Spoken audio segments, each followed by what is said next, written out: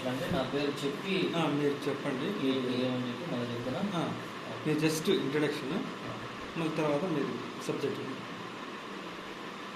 Okay. ఓం నమో వెంకటేశాయ, నమ శివాయ. నా పేరు వెంకటేశ్వర్లు అండి, కౌన్సిలర్, ఫ్యామిలీ కౌన్సిలింగ్స్, అదేవిధంగా లీగల్గా మన దగ్గరికి వచ్చి సహాయ సహకారాలు అడిగినప్పుడు మనం స్వచ్ఛందంగా వారి యొక్క బాధలను అర్థం చేసుకొని మనం భరోసా ఇస్తుంటాం. దీనిలో భాగంగానే ఆర్ సంపూర్ణమ్మ గారు 23వ తారీఖున వారి భూమి మీద కొంతమంది వ్యక్తులు చొరబడి తనను తన కూతుర్ని ఇద్దరిని కూడా ఇబ్బంది పడుతున్నటువంటి విషయాలన్నీ కూడా నా దృష్టికి తీసుకొస్తారు. అయితే 23వ తారీఖు నుంచి కూడాను 31వ తారీఖు వరకు కూడా వాళ్ళు చాలా సాధక బాధకాలను ఎదుర్కొని వారి యొక్క సైటును కాపాడుకోవడం కోసం అధికారుల చుట్టూ తిరుగుతూ పోలీసులను సంప్రదిస్తూ వాళ్ళ సైటును వాళ్ళు కాపాడుకోవడానికే చాలా బాధలు వాళ్ళు పడ్డారు. నేను వీటిని తీరా స్టడీ చేసిన తర్వాత అండి నాకు బాగా అర్థమైంది.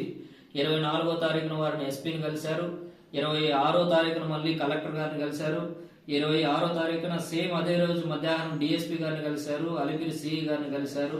ఇంతమందిని కలిసి వారు తీరా ప్రజా పరిష్కారాల వేదిక ద్వారా 26వ తేదీ ఇచ్చినటువంటి ఒక పిటిషన్ గాను సంపూర్ణమ్మకు మన రిప్లై అలిపిరి సిఐ గారు ఎస్పీ గారికి రాస్తారండి. దీంట్లో 31వ తారీఖు నాడు రాస్తారు. వారు ఏమని రాస్తారు? With reference to this petition received through the superintendent of police Tirupati submitted by the petitioner Srimati R Sampoornamma wife of late Narayana Varma, address 20-8-240 SLV Nagar Tirupati, against Vijay regarding property dispute, submitted details enquiry report.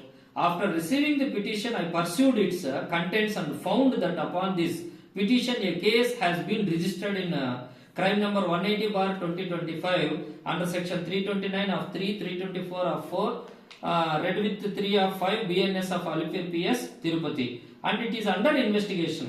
The case will finalize upon its merits. Under these circumstances no further action is required on this petition అని చెప్పిస్తారండి 31.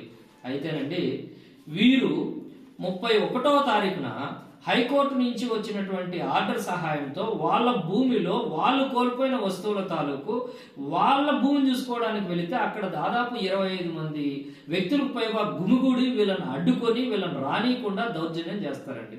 దీనికి ఆ video కూడా సాక్ష్యం.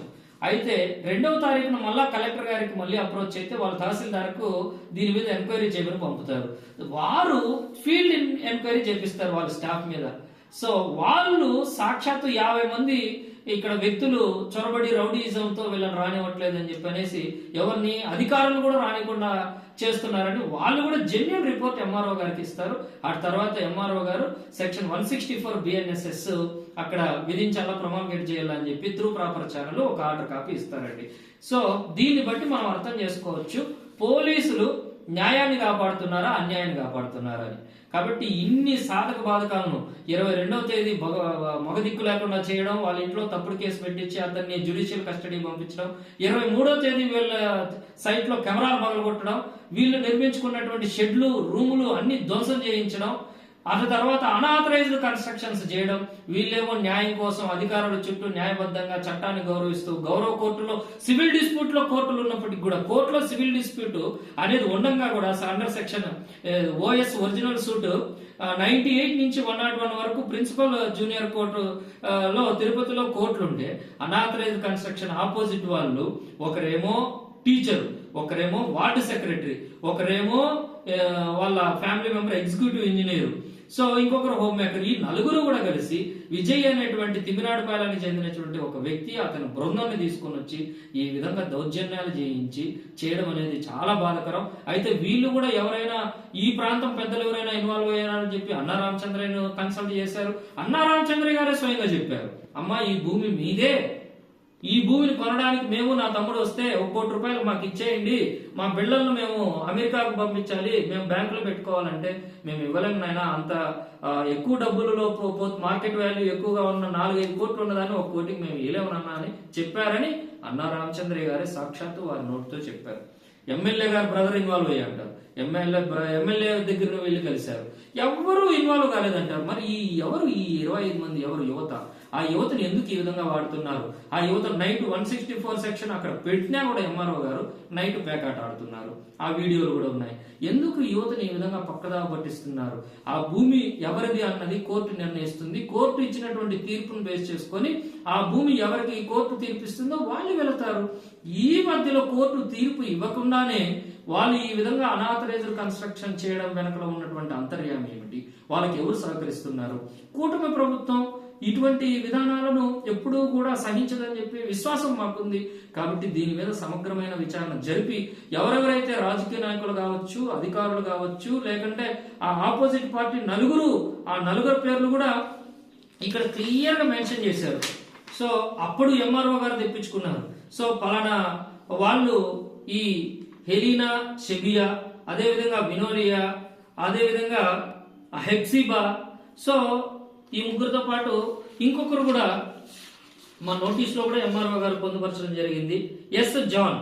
So వీళ్ళందరూ కూడా ఎందుకని ఈ విధంగా రౌడీయిజాన్ని ప్రేరేపించి రౌడీ మూకలతో ఇటువంటి యువతను 25 నుంచి 30 సంవత్సరాల మధ్య ఉన్నటువంటి యువకులను తీసుకొని వచ్చి అక్కడ ఈ విధంగా చేయించడం చాలా బాధాకరంగా ఉంది. కాబట్టి ఇటువంటి విషయాలను ప్రభుత్వం పట్టించుకొని పోలీసు వ్యవస్థ న్యాయాన్ని కాపాడడానికి ఉంది. కాబట్టి ఇటువంటి యువతను మనము తప్పుదోవ పడుతున్నటువంటి యువతను తప్పుదోవ పట్టిస్తున్నటువంటి వీరిని కఠినంగా శిక్షించాలని చెప్పి ఈ సందర్భంగా నేను మీకు తెలియజేసుకుంటున్నాను. ఓం నమో వెంకటేశాయ, నమః శివాయ.